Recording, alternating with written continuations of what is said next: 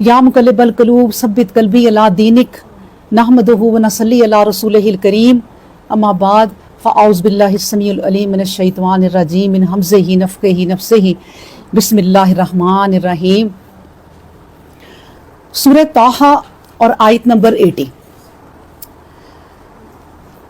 या बनी इस्राईला कद अंजैनकुम मिन अदुव्विकुम व वअदनकुम जानिबित तूरिल ऐमना व नज़्ज़लना अलैकुमुल मन्ना वस्सलवा। या बनी इस्राईला, ए बनी इस्राईल, कद अंजैनकुम, कद तहकीक या हकीकत ये है कि अंजैनकुम, हमने नजात दी तुमको, मिन अदुव्विकुम, तुम्हारे दुश्मन से, व वअदनकुम, और हमारे दुश्मन से, जानिब तूरिल ऐमना, जानिब तूर, जानिब तूर के, अल ऐमना यानी दाएं तरफ, तूर के दाएं जानिब। फिर वनज़्ज़लना, हमने नाज़िल किया, अलैकुम, तुम पर, अल मन्ना, मन, व सलवा, और सलवा। यानी अल्लाह तबारक व तआला बनी इसराइल का ही जिक्र हो रहा है। जैसे हमने गुज़श्ता में पढ़ा था कि बनी इसराइल को अल्लाह तबारक व तआला और मूसा अलैहिस्सलाम को इसमें खिताब है। अब इस आयत में कहा गया है, उन्हें याद कराया जा रहा है कि ए बनी इसराइल, तुम याद करो कि तुम्हें नजात दी थी। अभी हमने पीछे पढ़ा किससे? फ़िरौन से। फ़िरौन से हमने तुम्हें नजात दी और उसको हमने समंदर में गर्क कर दिया, फ़िरौन को। और वो दुश्मन था तुम्हारा भी और हमारा भी। यानी अल्लाह तबारक व तआला ने फरमा दिया कि वो दुश्मन तुम्हारा तो था ही, लेकिन मेरा दुश्मन भी था, अल्लाह का भी दुश्मन ही था। और तुम्हें हमने पनाह किस तरफ दी थी? तूर के दाएं जानब। यानी जिस जानब वो गए होंगे ना, वो अल्लाह ने वो सिमत बता दी कि तुम लोग उस सिमत में फिर गए, यानी छोड़ के किसको? मिस्र को। और फिर तबाह कर दिया जब फ़िरौन को। तो उसके बाद तुम तूर के बाएं जानिब को, दाएं जानिब को चले गए। और फिर वहाँ जब तुम रहते रहे, अल्लाह के नबी मूसा अलैहिस्सलाम जब तुम्हें लेकर गए, तो वहाँ पर तुम जब ठहरे हो, यानी जब ये मूसा अलैहिस्सलाम लेकर गए थे ना, तो इन्हें कहा था कि आगे एक शहर आता है, तो उसमें तुम लोग चले जाओ। और ये कि अल्लाह ताला ने जाके अल्लाह ताला की खातिर वहाँ जहाद करो कि बड़े बड़े लोग हैं, लेकिन इन्होंने इनकार कर दिया। फिर ये एक जगह पर जहाँ ये अब जिक्र हो रहा है, वहाँ ठहरे हैं। तो फिर भी अल्लाह तबारक व तआला ने अपनी नेमत गिनवाई कि तुमने तो उस शहर में जाने से इनकार कर दिया था, अल्लाह की खातिर जहाद करने से भी इनकार कर दिया, लेकिन जब यहाँ रहते रहे और ये उस सहराओं में ये 40 साल रहे हैं, वहाँ पर इन पर मुख्तलिफ किस्म के जो हैं वो अल्लाह तबारक व तआला के मौजज़ात भी होते रहे हैं। यहाँ जो मौजज़ा बताया वो ये कि ये मूसा से कह रहे थे कि हमें खाने की डिमांड इन्होंने की कि हमें खाना चाहिए ताकि हमें मेहनत ना करनी पड़े। तो उन्होंने अल्लाह से मन की और सलवा अल्लाह तबारक व तआला ने इनके लिए उतारा। ये भी एक अल्लाह की बहुत बड़ी इनके लिए नेमत है। अच्छा, मन क्या होता है? ये मन एक मीठी स्वीट डिश को कहते हैं। जिस तरह हम लोग खाने के बाद ना खीर वगैरह रख देते हैं, कस्टर्ड रख देते हैं, कोई आइसक्रीम रख देते हैं, कोई मीठी चीज़ हम रख देते हैं खाने को मेहमानों के लिए खाने के बाद। तो मन मीठी चीज़ थी कोई। और सलवा जो था वो कहती हैं कि नहीं, मैंने उल्ट तो नहीं बता दिया कि मन जो है ना बटेर थे, सॉरी, मन जो थे ना वो एक बटेर थे। जैसे आजकल हम रोस्ट करके खाते हैं, ये मुर्गी हमें ले बैठी है ना, तो हर जगह बस मुर्गियाँ ही हैं और वाइट मीट है ये, और पूरे पाकिस्तान में छाया हुआ है ये।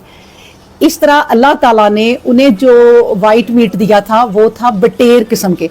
और आपको पता है बटेर हमने यहाँ दुनिया का एक नाम ले लिया है, वल्लाहु आलम के वो किस तरह के परिंदे थे और कितने प्यारे थे और कितना अच्छा उनका गोश्त था, वल्लाहु आलम। लेकिन हमारी समझ के लिए जो स्कॉलर्स ने तफसीरात की हैं कि उसमें बताया कि वो बटेर टाइप परिंदे थे। जिस तरह हम यहाँ पर जाएं ना गुजरांवाला, तो वहाँ लोग ना ये खाने के लिए जाते हैं, वहाँ के बटेर बड़े मशहूर हैं। اور بڑے کہتے ہیں میں نے تو نہیں کبھی کھائے لیکن بڑے مزے کے ہیں, تو وہ لوگ اسپیشل وہاں کھانے جاتے ہیں. تو اللہ تبارک و تعالیٰ نے ان کے لیے وہ پکے پکائے جو ہے نا کھانے, اور بعد میں جو ہے وہ سلوا میٹھی چیز بھی ان کے لیے پیش کی. اور اسی طرح دیکھیں ان پر اللہ تبارک و تعالیٰ نے چلیں ایک معجزہ تھا اور ان پہ کھانا اترتا تھا. آپ یہ سوچیں کہ اللہ تبارک و تعالیٰ نے بالکل اسی طرح تمام جو مسلمان ہیں دنیا کے, ہم پر کتنے منو سلوا اتارے ہوئے ہیں, بہت زیادہ. بلکہ میں تو یہ کہتی ہوں کہ بنی اسرائیل تو رہ گئے پیچھے, کیونکہ ان کے تو وہی ایک مقرر تعداد, مقرر کوانٹٹی یا کوالٹی جو بھی ان کی تھی نا, وہ آتے تھے. ذائقے بدلتے ہوں گے بہرحال کیونکہ وہ اللہ کی طرف سے آتا تھا. لیکن ہمیں آپ سوچیں کہ اللہ تبارک و تعالیٰ نے کتنی نعمتیں دی ہیں کہ ہمارے روزانہ ناشتے ڈیفرنٹ ہوتے ہیں, ہمارے کھانے ڈیفرنٹ ہوتے ہیں, ہماری دعوتیں اب آپ دیکھ لیں. اور اب تو رواجات اتنے ہمارے یہ بن گئے ہیں ہوٹلوں میں کھانا کرنے کے, کہ جب ہوٹل میں آپ کسی کا کھانا کرتے ہیں تو انہوں نے اس قدر بہترین اہتمام کیا ہوتا ہے اور اتنے پیارے پیارے کھانے رکھے ہوتے ہیں اور جدید طریقے سے رکھے ہوتے ہیں کہ ٹیبل جو ہے وہ مشین سے گھوم رہے ہوتے ہیں اور کھانے آپ کے آگے سے یوں منو سلوا کی طرح آپ کے سامنے آتا ہے ہر کھانا. تو اس میں سے آپ اپنے مزے کا اور اپنے پسندیدہ کھانا اٹھاتے ہیں اور کھاتے ہیں. یہ کتنے منو سلوا اللہ تبارک و تعالیٰ نے ہم پہ اتارے ہیں کہ ہم ان کی نا گنتی بھی نہیں کر سکتے. تو بہرحال ان پہ اللہ نے یہ, اور میں یہ جب بھی پڑھتی ہوں تو مجھے یہ خیال آتا ہوتا ہے کہ اللہ تبارک و تعالیٰ جب کہتے ہیں نا قد انجیناکم, تمہیں ہم نے نجات دی, کس سے؟ آل فرعون سے, اور دیکھو تمہیں آزاد کروا دیا. اور تمہاری کتنی بری زندگی تھی, غلامی کی زندگی, اور تم مارے کھاتے تھے, قید میں رہتے تھے, اور تمہیں صرف ایک کھانا ملتا تھا اور تم سے دن رات مزدوری کراتے تھے. اچھا آپ یہ سوچیں کہ جب میں یہ آیت پڑھتی ہوں نا تو میرے ذہن میں یہ آتا ہے کہ جیسے نا اللہ ہمیں بھی کہہ رہے ہیں کہ اے مسلمانوں تم بھی ذرا کوئی بندے کے پتر بن جاؤ, انسان بن جاؤ. ابھی تم انڈیا میں تھے, بھارت میں تھے, ہندوستان میں, تو کیسے غلامی کی زندگی تھی تمہاری.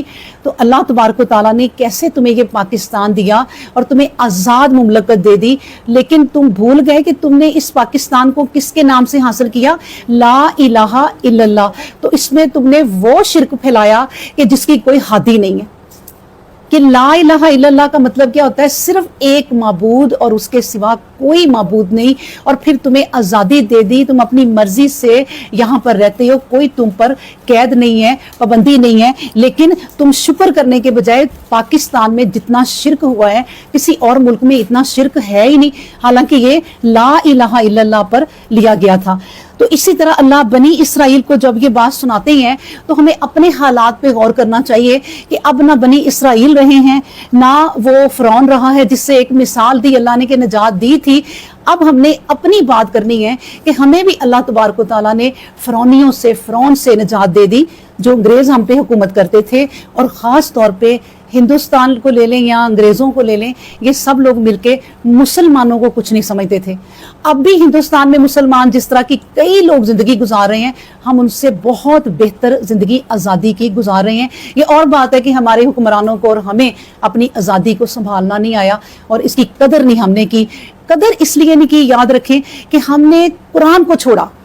جب ہم قرآن کو چھوڑ دیں گے تو ہماری ساری جتنی بھی مملکتیں ہیں, ہماری حکومتیں ہیں, وہ کمزور پڑ جائیں گی. صرف اس قرآن کی وجہ سے مضبوط ہوں گی کیونکہ ہم نے اس کو چھوڑا. پھر اللہ تبارک و تعالیٰ نے انہیں کہا, ہمیں بھی کہا, ساتھ ساتھ ہم اپنے آپ کو لے کے چلا کریں. خاص طور پہ اب جتنی ہم یہاں پر عورتیں بیٹھی ہیں, جتنی بھی ہیں, 15 ہیں, 10 ہیں, جتنی ہیں, ہم اپنے آپ کو لے کر اب چلیں عورتیں, یا جہاں تک یہ اب آواز جائے گی جو قرآن سنیں گے اس وقت سمجھیں کہ قرآن اب ان سے بات کر رہا ہے. تو اب یہ ہمیں اللہ تبارک و تعالیٰ کہہ رہے ہیں بنی اسرائیل کی مثال دے کر کہ جب میں نے انہیں منو سلوا دیا, ایک بڑا خوبصورت کھانا دے دیا, تو پھر میں نے انہیں کہا کلو من طیباتی ما رزقناکم, کلو کھاؤ, من بیناتی, من طیباتی, میری پاکیزہ چیزوں میں سے, ما جو رزقناکم, میں نے دی ہیں تمہیں. اب دیکھیں اللہ تبارک و تعالیٰ نے کہا کہ میں نے ہی تو دیا ہے تمہیں سارا رزق. اب ہمارے اللہ تبارک و تعالیٰ نے نعمتیں ہمیں دی ہیں, رزق دی ہیں, سب اللہ نے دیے نا, ان میں سے پاک چیزیں کھاؤ اور وہ پاک کر کے کھاؤ. حرام نہ کھاؤ. اللہ کی پاک چیزیں جو پاکیزہ چیزیں ہیں، لیکن اگر وہ آپ حرام طریقے سے حاصل کرتے ہیں، رشوت لے کر آتے ہیں گھر اور پھر ان چیزوں کی وہ پاک چیزیں خریدتے ہیں تو وہ چیزیں بھی حرام ہو جاتی ہیں. تو اس لیے اللہ تبارک و تعالیٰ نے کہا کہ دیکھو کھاؤ، پاک چیزیں کھاؤ، میرے رزق میں سے ہی کھاؤ. وَلَا تَطْغَوْا فِيهِ، اور سرکشی نہ کرو اس میں. اب سرکشی کیا ہوتی ہے؟ اب اللہ نے جب اتنا رزق دے دیا، کچھ لوگ ہوتے ہیں کہ سوچتے ہیں کہ اللہ آپ نے انہیں عیش و عشرتیں اتنی دے دی، فرعون کو اتنی تو آپ نے سہولتیں دے دی، اس کو بادشاہت دے دی، اس کو باغ دے دیے، اس کو دنیا کی حکومت دے دی کہ وہ اپنے آپ کو رابی سمجھنے لگا. اللہ آپ نے اسے اتنی سہولتیں دے دی. اسی طرح اللہ جب عام انسانوں کو بھی یہ اتنی سہولتیں دیتا ہے، رزق کی فراوانی دیتا ہے، بینکوں میں پیسے دڑا دڑ پڑے ہوئے ہیں، ہمارے رزق جو ہیں گھر میں اتنے ہیں کہ فریج بھرے ہوئے ہیں، فریزر بھرے ہوئے ہیں، ہر وقت رنگ برنگے کھانے ہیں، تو اللہ کہتا ہے کہ وَلَا تَطْغَوْا فِيهِ، اس میں پھر سرکشی نہ کرو، اس میں پھر تکبر نہ کرو، اس میں پھر وہ شیطان جیسا ابا نہ آ جائے تمہارے اندر کہ تم تکبر کرنے لگ جاؤ، تم انکار کرنے لگ جاؤ، تم اپنی چیزوں پہ فخر کرنے لگ جاؤ، سرکشی کرنے لگ جاؤ. اس سے بچو. اور اس سے اسی وقت ہی بچا جا سکتا ہے جب ہم اللہ اور اس کے رسول صلی اللہ علیہ وآلہ وسلم کے قریب تر رہیں گے. تو اللہ تبارک و تعالیٰ کہتے ہیں وَلَا تَطْغَوْا فِيهِ، پھر یہ جب تم رزق پاک کھاؤ تو اس میں سرکشی نہ کرو. فَيَحِلَّ عَلَيْكُمْ، پس پھر تمہیں اٹھانا پڑے گا. یعنی اگر سرکشی کی، اگر تکبر کیا، اگر تم لوگوں کو میں نے جو نعمتیں دی، تم نے ان نعمتوں کو لے کر بجائے کہ شکر میرا ادا کرتے، تم میرے ہی دشمن بن گئے اور اپنے آپ کو پتہ نہیں کیا سمجھنے لگ گئے، فرعون سمجھنے لگ گئے، تو پھر کیا ہوگا؟ فَيَحِلَّ عَلَيْكُمْ غَضَبِي، پھر تمہیں میرا غضب اٹھانا پڑے گا.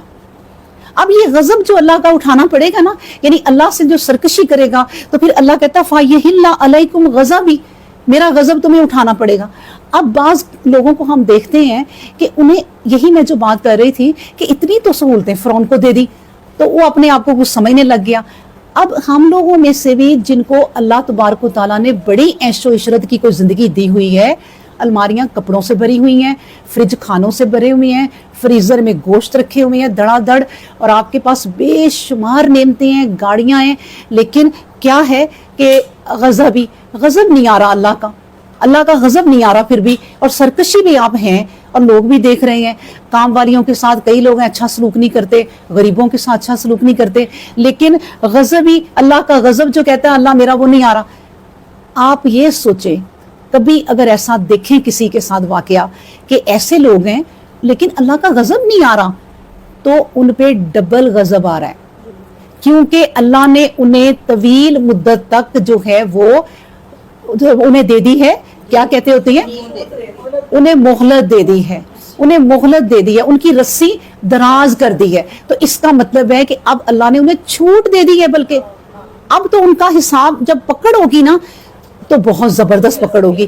وہ غضب زیادہ ہوگا اس غضب سے کہ جو عیش و عشرت کرتے ہوئے اللہ نہ کرے کسی کا ایکسیڈنٹ ہوا اور اس کو زبردست نصیحت آ گئی کہ میرا کوئی رب ہے جس نے مجھے بچا لیا موت کے منہ سے، وہ اس نے یہ غضب کیا اور وہ نصیحت اس نے حاصل کر لی.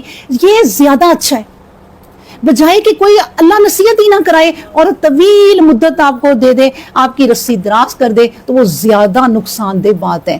تو وہ اللہ کا غضب پھر اکٹھا آپ کو جب پکڑے گا تو وہ بہت زبردست پکڑے گا. اللہ کہتا ہے کہ دیکھو اگر تم سرکشی کرو گے میری چیزوں دی ہوئی پر تو پھر میرا غضب آئے گا.